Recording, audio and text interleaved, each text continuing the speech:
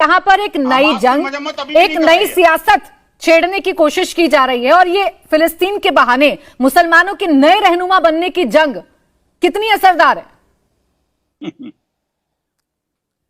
इनको फिर भी मुसलमान नहीं मानते हो।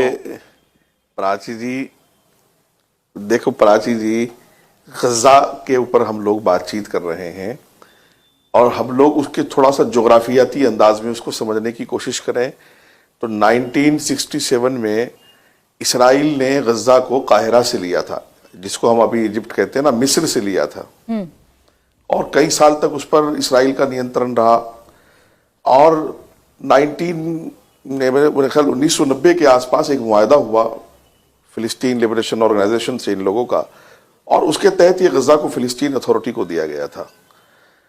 गजा कोई ऐसी नई चीज नहीं है कि जिसके लिए आज यहूद लड़ रहा है या इसराइल लड़ रहा है और इन लोगों के अंदर ना हिम्मत नहीं है। पूरी दुनिया में इन्होंने इस्लाम का तमाशा बनवाया है कि जब हमास इसराइल पर हमला कर रहा था तो लबनान में पटाखे फूट रहे थे, जश्न मना रहे थे, ईरान में जश्न मनाया जा रहा था और प्रधानमंत्री जी ने अगर आतंकवाद के खिलाफ बात की तो उन्होंने उसको फिलिस्तीन से चिपका दिया और अगर फिर फिलिस्तीन में हॉस्पिटल पर हमला हुआ, प्रधानमंत्री जी ने वहां बात की तो उसको कहा कि इसराइल की निंदा कर दी।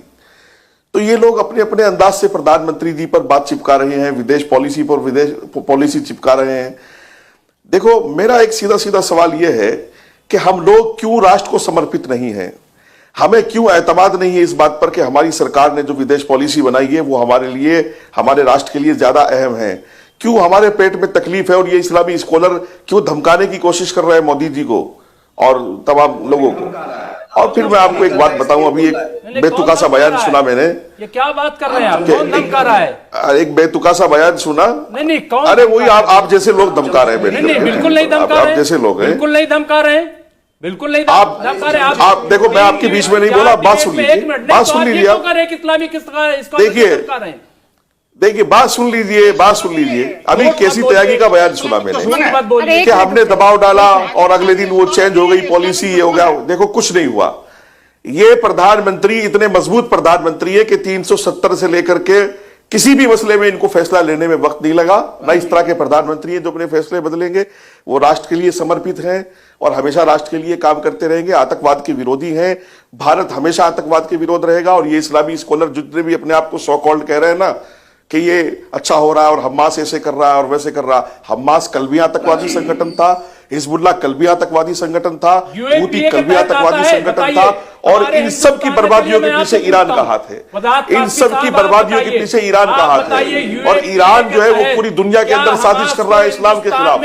ईरान साजिश कर रहा है मुसलमानों के खिलाफ और जितने ये फर्जी इस्लामी स्कॉलर हैं सब ईरान को सपोर्ट कर रहे हैं, लबनान को सपोर्ट कर रहे हैं, हिजबुल्लाह को सपोर्ट कर रहे हैं, हमास को सपोर्ट कर रहे हैं। अच्छा, कंप्लीट करने दीजिए ना, एक मिनट। कहा गया हिंदुस्तान में, बताइए आप।